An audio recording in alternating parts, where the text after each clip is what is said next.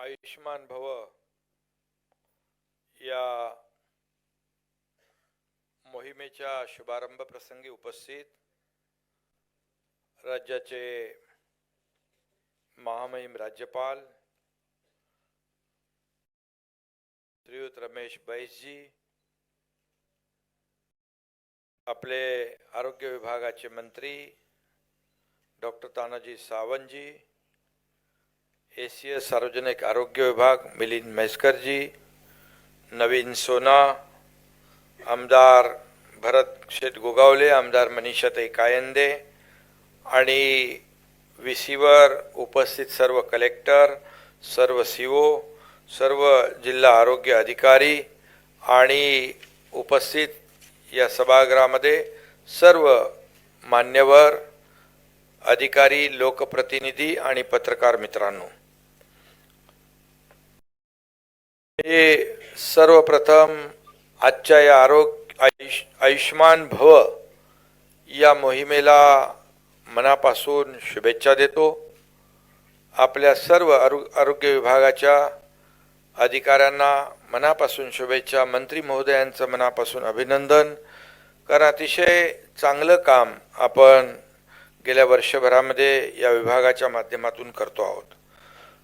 आरोग्यम धनसंपदा असं आपण म्हणतो आणि आपल्याकडे पूर्वापार आरोग्य आणि जीवनशैली जपून निरोगी आयुष्याचा मंत्र देण्यात आला आणि आपल्याकडे आशीर्वाद देण्याची पद्धत पण आहे, आयुष्मान भव असं आपण म्हणतो। मोठी लोक छोट्या आपल्या लोकांना, आपल्या कार्यकर्त्यांना, आणि त्यामुळे आयुष्मान भव या शब्दामध्ये एक मोठा अर्थ दडलेला आहे आणि त्यामुळेच देशवासियांच्या निरोगी आयुष्यासाठी आदरणीय प्रधानमंत्री नरेंद्र मोदी साहेबांनी विशेष प्रयत्न केलेत, योजना आखलेल्या आहेत आणि त्यामागचा उद्देश एवढाच आहे की देशातले आपले सर्व नागरिक आहेत, बांधव आहेत, भगिनी आहेत, मुलं आहेत, तरुण आहेत, यांचं आरोग्य सुदृढ असलं पाहिजे। शेवटी हेच आपलं देशाचं भवितव्य आहे, भविष्य आहे आणि म्हणून स्वतः प्रधानमंत्री या आरोग्य सेवेमध्ये फार मनापासून लक्ष घालतात आणि मोदीजींच्या संकल्पनेनुसार देशभरामध्ये आयुष्मान भव ही महत्त्वाकांक्षी मोहीम राबवली जाते आहे। आणि मगाशीच आम्ही माननीय राष्ट्रपती महोदयांचा जो कार्यक्रम ऐकला, बघितला, त्यांनी मोहिमेचा शुभारंभ केलेला आहे, त्यालाही आम्ही उपस्थित होतो। महाराष्ट्रातील सर्व जिल्ह्यांमध्ये आयुष्मान भव मोहीम आपण राबवतोय। या माध्यमातून अगदी गाव पातळीपर्यंत गुणवत्तापूर्वक आरोग्य सेवा पुरवण्यासाठी जनजागृती देखील आपण करणार आहोत आणि म्हणून त्याचं आपण प्रेझेंटेशनमध्ये देखील पाहिलं, सादरीकरणामध्ये काय काय आपण करणार आहोत। शेवटी अनेक उपक्रम आपण राबवतो, परंतु त्यांची अंमलबजावणी काटेकोरपणे जेव्हा होते तेव्हाच खऱ्या अर्थाने त्या योजनेचा फायदा सर्वसामान्य माणसाला होत असतो आणि सरकारचा उद्देश तोच असतो। शेवटी लोकप्रतिनिधी म्हणजे सरकार, शासन आणि प्रशासन, लोकप्रतिनिधी आणि अधिकारी ही रथाची दोन चाकं आहेत। आपण जेव्हा निर्णय घेतो, निर्णय घेतल्यानंतर जे लाभाचे निर्णय, सर्वसामान्य माणसाला फायद्याचे निर्णय, जसं आरोग्य सेवेमध्ये अनेक निर्णय आपण घेतले, ते निर्णय पोहोचवण्याचं काम तुम्ही आरोग्य विभागाचे सर्व अधिकारी जेव्हा मनापासून काम करता, तळमळीने काम करता, त्यावेळेस खऱ्या अर्थाने सरकारचा उद्देश सफल होत असतो आणि लोकांमधलं पब्लिक परसेप्शन जे आहे सरकारच्या योजनांच्या विषयी ते लोकांपर्यंत पोहोचत असतं आणि त्याचा लाभ देखील लोकांना पोहोचतो। आणि म्हणून यामध्ये आपण राष्ट्रीय क्षयरोग दूरीकरण कार्यक्रम अंतर्गत देखील आपल्या विभागाने उल्लेखनीय काम केले। निक्षय मित्र व सर्व जिल्हाधिकारी असतील, सर्व सीओ असतील, विभागीय आरोग्य अधिकारी असतील, त्यांचंही मी मनापासून अभिनंदन करतो आणि क्षयरोग जे रुग्ण आहेत त्यांना पोषण आहार देण्यासाठी निक्षय मित्र बनवणं हे सर्व उपक्रम राज्यातील राज्यातील सर्वसामान्य नागरिकांच्या आरोग्यविषयक सेवा ज्या आहेत उपलब्ध करून देण्यासाठी खऱ्या अर्थाने फायदेशीर ठरणार आहेत. करोना काळामध्ये देखील आपण पाहिलं आरोग्य विभागाने केलेलं काम. त्यावेळी सर्व डॉक्टर, सर्व स्टाफ, सर्व जे कोणी आरोग्य विभागातले कर्मचारी यांनी स्वतःचा जीव धोक्यात घालून त्यावेळेस दुसऱ्याचा जीव वाचवण्याचं काम केलं. आणि त्यावेळेस पाहिलं की आपले देखील परके झाले होते. करोना काळ, कोविड असा आजार होता, अनपेक्षित आजार होता, कुणालाही माहीत नव्हतं काय करायचं. सुरुवातीला तर काही लोक असे एवढे घाबरून गेले की हॉस्पिटलमध्ये उपचार घेता घेता हृदयविकाराच्या आजाराने देखील त्यांचा मृत्यू झाला. कारण शेवटी आपला कोणी परिवारातला, कुटुंबातला माणूस पण येऊ शकत नाही, बघूही शकत नाही. आणि या सगळ्या ज्या काही आपण घटना पाहिल्या त्यामध्ये देखील आपल्या आरोग्य विभागाने फार मोठं काम केलं. अगदी म्हणजे त्याचा उल्लेख करावा किंवा वाखाणण्यासारखं काम केलं. आणि इतरही लोक, मग त्याच्यामध्ये पोलीस असतील, आपले शासकीय सर्व कर्मचारी असतील, अधिकारी असतील, वाटेल ते काम, दिलेली जबाबदारी पार पाडली. आपल्याला माहीत है त्यावेळेस राज्यपाल महोदय जी, मैं भी मंत्री था और उस वक्त कई लोग ऐसे फ़ोन करते थे, मैसेज भेजते थे, बोले अभी मेरा तो आखिरी दिन है, मैं भी एडमिट हूँ, मेरी माँ भी एडमिट है, मेरी बेटी भी एडमिट है, अभी मेरा बाहर हॉस्पिटल से निकलना मुश्किल है, ऐसा लगता है, एक बार आखिरी बार आप मुझे मिल के जाओ, देख के जाओ. अभी कोविड में ऐसे ऐसे मैसेज आने लगे तो अपने भी आपल्या पण मनामध्ये येतं, खरंच असं काय दुर्घटना झाली तर आयुष्यभर आपल्या मनामध्ये रुक राहील. और मैं भी उस वक्त पीपी किट पहनकर, डॉक्टर लोग मना कर रहे थे लेकिन मैं कई बार चले गया और देख के उनको क्या है, उस वक्त थोड़ा सा उनको आधार देने की जरूरत थी. उनको मिलने से उनको एक डर जो उनके दिल में था वो दूर होने वाला था. और ऐसा करते करते मेरे को भी 2-3 बार कोविड हो गया. फिर मैं बोला अभी तो मैसेज मत भेजो, कोविड हो गया, मेरे को ट्रीटमेंट कोविड प्रूफ. कई जगह जाने से फायदा भी हो गया. कई डॉक्टर लोग भी, जैसे सिविल अस्पताल बंद होने वाला था, आधे डॉक्टर को कोविड हुआ था, दूसरे जो बचे थे वो बोले हमको भी हो जाएगा, कैसे अस्पताल चलेगा. लेकिन वहाँ जाने के बाद वो भी कार्यक्रम मतलब हॉस्पिटल भी शुरू हो गया, शुरू रखा उन्होंने. ऐसी कई बातें हैं, लेकिन इतना ही मैं कहूँगा उसमें सभी लोगों ने अपना अपना योगदान दिया है. और ये कोविड जो है अनपेक्षित, जैसे ही अपनी सरकार आ गई, पहले सरकार में कोविड में बहुत ही बार लॉकडाउन करते थे, लेकिन हमारी सरकार आने के बाद हमने तय कर लिया अभी कोविड को ही भगाएंगे हम. और जैसे सरकार ने कोविड को भगा ही दिया और भाग गया कोविड. और आज पूरी तरह सब लोग आज बहुत ही सुख चैन से रह रहे. आणि म्हणून मी एवढंच सांगेन की राज्यामध्ये आपलं सरकार आल्यानंतर तानाजीराव सावंत या विभागाचे मंत्री झाले. मी या विभागाचा मंत्री होतो, आरोग्य विभागाचा. मला खरंच या विभागाबद्दल एवढी आत्मीयता आहे, कारण हे एक पुण्याचं काम आहे. आपण एखाद्याचा जीव वाचू शकतो, एखाद्याला मदत करू शकतो, आपण नवीन योजना आणून मोठ्या हजारो लाखो लोकांना दिलासा देऊ शकतो. मी आतापर्यंत जे लोक आपल्या महाराष्ट्राच्या अगदी दुर्गम भागामध्ये जिथं कोणीच पोहोचलं नाही, तिथं मंत्री म्हणून मी पोहोचलो. आणि तिथं पार म्हणजे रंगोबेली पासून तिकडे मेळघाट पासून इकडे मध्य प्रदेशच्या बॉर्डर पासून इकडे जिकडे कधी कोणी पोचलं नाही तिकडच्या सुविधा बघितल्या.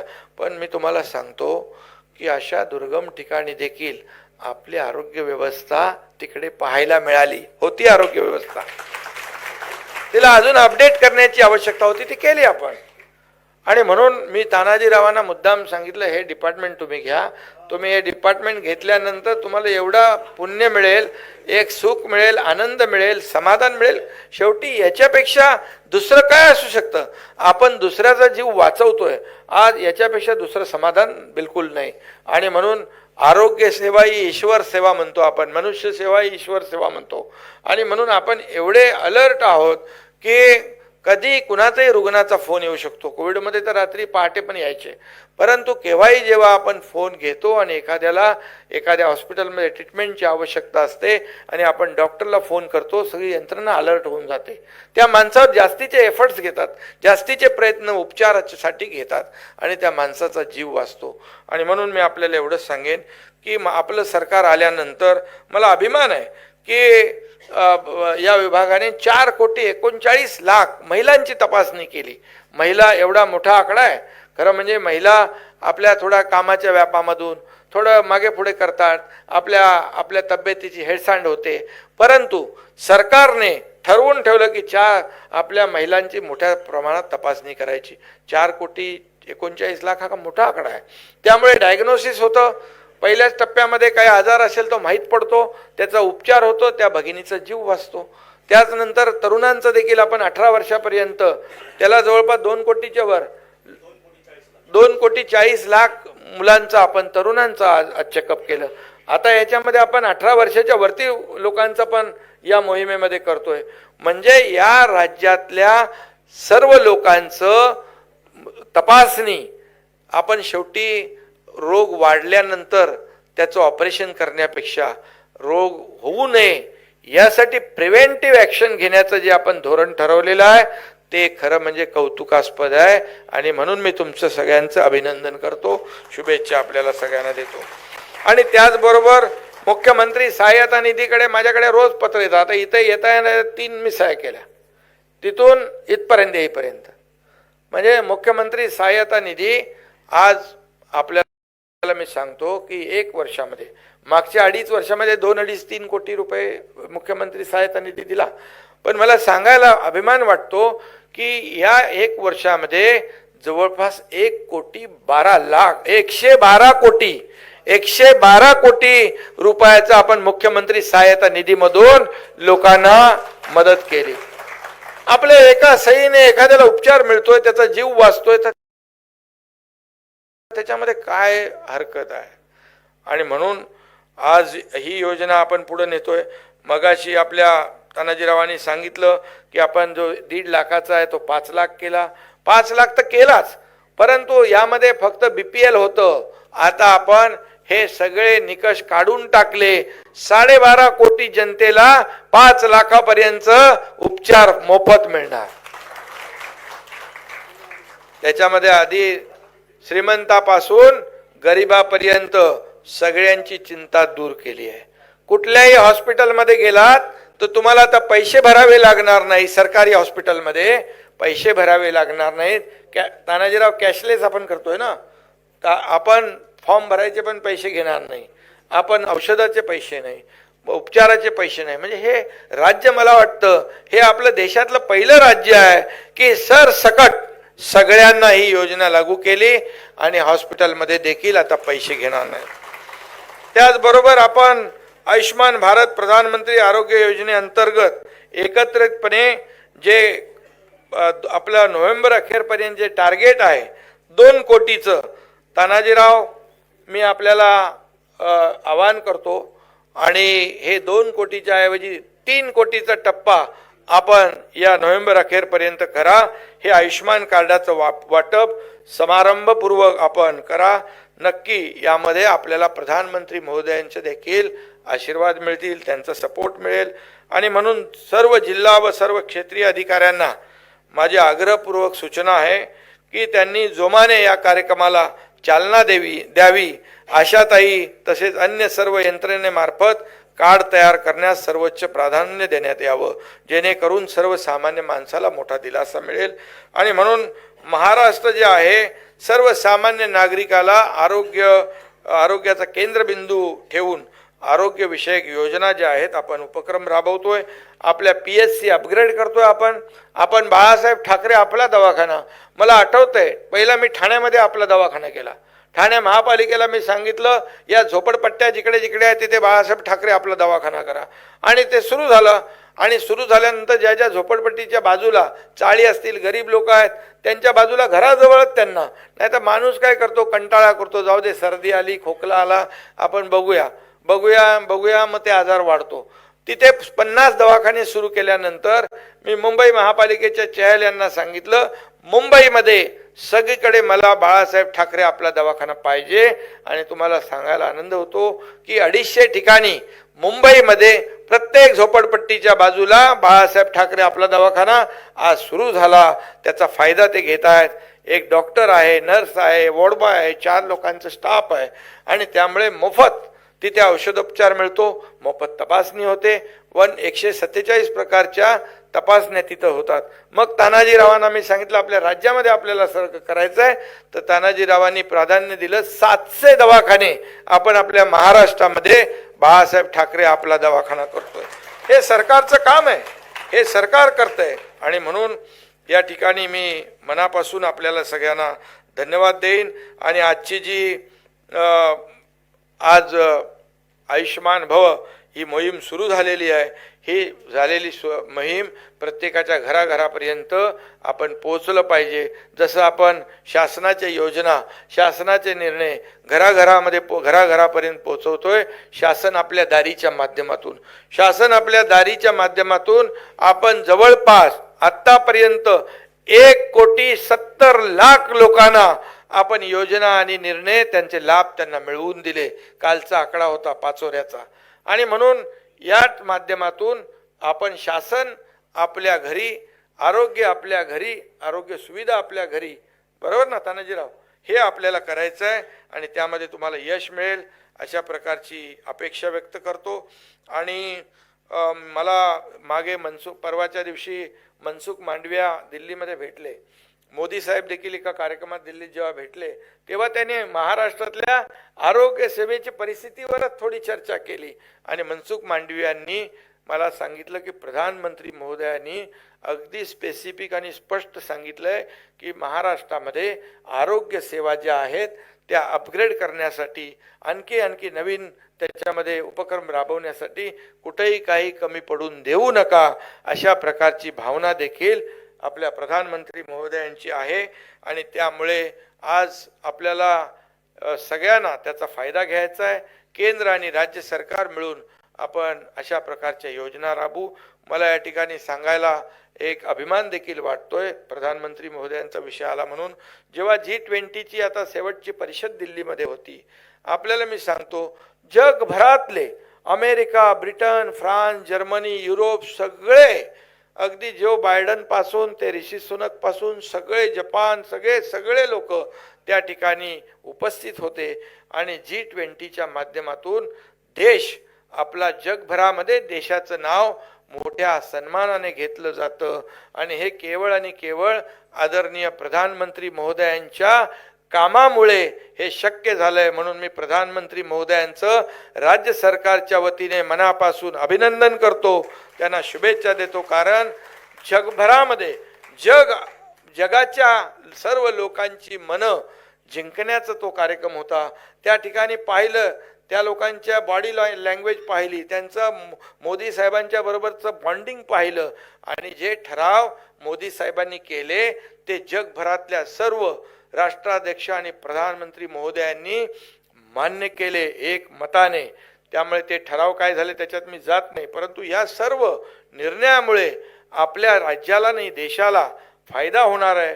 व्यापारीकरण वाढणार आहे, खूप मोठ्या प्रमाणावर उद्योजक आपल्या देशात येणार आहेत आणि त्याचा फायदा पर्यायाने महाराष्ट्राला होणार आहे. कारण आपल्याकडे खूप चांगलं इन्फ्रास्ट्रक्चर, पोटेन्शियल आहे, कनेक्टिव्हिटी आहे, स्किल्ड मॅनपॉवर आहे, सगळं आहे. आणि म्हणून आरोग्य सुविधा आहे उत्तम. आणि म्हणूनच अशा प्रकारच्या कार्यक्रमामुळे, आणि एवढंच मी सांगतो, जे आपले म्हैसकरजी, तानाजीराव, जे आपले PHC आहेत, जी आपली हॉस्पिटल आहेत ती स्वच्छ एकदम नीटनेटकी असली पाहिजे. माणूस पेशंट गेला की अर्धा बरा झाला पाहिजे तिथलं वातावरण बघून. त्यामुळे मी काही ठिकाणी आता कधी कधी जातो अचानक आपल्या शासकीय महापालिकेच्या हॉस्पिटलमध्ये. कुठे गेलो होतो एकदा, आता केममध्ये गेलो, त्यांनी आजचं एकदम चांगला मला हे दाखवला, काय ICU. मी म्हणालो एकदम उत्तम आहे ICU, एकदम, आणि खरंच उत्तम होता. आणि तिथल्या पेशंटला पण विचारलं, ते म्हणाले खूप उत्तम सुविधा आहे, चांगलं आम्हाला ट्रीटमेंट मिळते. मला एकाने हळूच सांगितलं कानात येऊन, इथे 6 वॉर्ड बंद आहेत. 6 वॉर्ड बंद आहेत. बोललो 6 वॉर्ड बंद कसे काय? 6 म्हणजे एका वॉर्डमध्ये 500 लोक, म्हणजे सहा पंचे 3,000 लोक. मी बघितलं, त्यानं बोलवलं डीनला, बोले जरा इथं खोला बरं आहे. खोलल्यावर आतमध्ये गेलो तर आतमध्ये सगळं भंगार पडलेलं आहे. असे 6 वॉर्ड होते. मी तात्काळ आयुक्तांना सूचना दिल्या, मला तातडीने याचं काम सुरू झालेलं पाहिजे. मी पुन्हा हे काम सुरू झालेलं पाहायला येणार आणि आपल्याला मी सांगतो, दुसऱ्याच दिवशी त्या ठिकाणी त्याची कामं सुरू झाली. 120 कोटी रुपये त्या कामांसाठी दिले गेले महापालिकेकडून. अशा प्रकारचं काम आपल्याला अपेक्षित आहे. आणि म्हणून जी आपली राज्य सरकारची हॉस्पिटल आहेत, ग्रामीण रुग्णालय आहेत, PSC आहेत, PSC सगळ्यात चांगली असली पाहिजे, कारण तिथून तर मूळ आहे. आणि म्हणून स्वच्छता, तिथली व्यवस्था, तिथलं टापटिपपणा आणि तिथले कुठे औषधं आपल्याला कमी पडता कामा नये यावर आपण भर देऊया. राज्यामध्ये जसं तानाजीराव म्हणाले, देशामध्ये आपल्या राज्याचा क्रमांक 1 येऊ शकतो नाही, येईलच. आपण आपल्या पद्धतीने जर काम केलं तर नक्की आपला गवगवा, आपलं नाव महाराष्ट्राचं देशभरात जाईल. आणि म्हणून मी आजच्या कार्यक्रमानिमित्त आपल्या सगळ्यांना शुभेच्छा देतो. धन्यवाद. जय हिंद, जय महाराष्ट्र.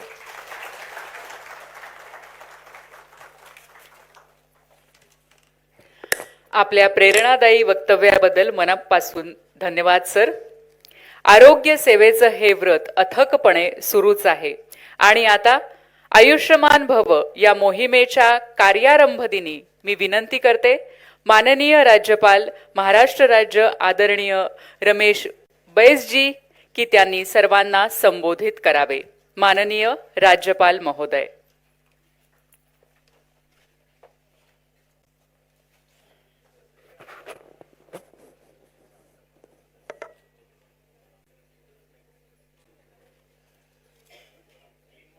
आयुष्मान भव योजना उद्घाटन के अवसर पर उपस्थित महाराष्ट्र के मुख्यमंत्री एकनाथ शिंदे जी,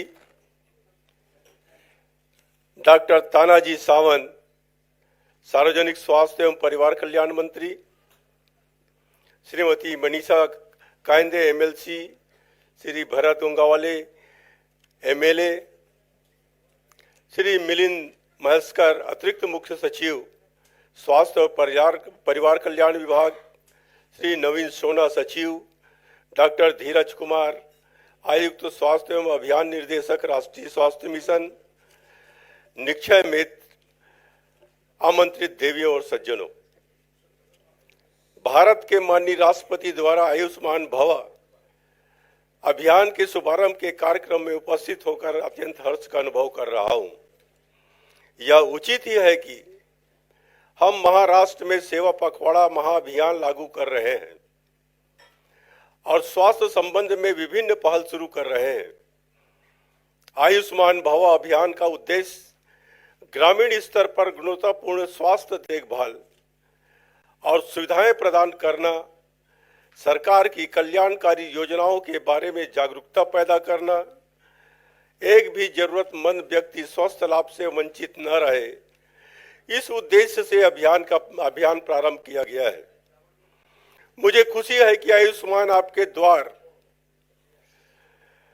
आयुष्मान मेला, आयुष्मान सभा, रक्तदान अभियान और अंगदान अभियान जैसी पहल आज शुरू की जा रही है।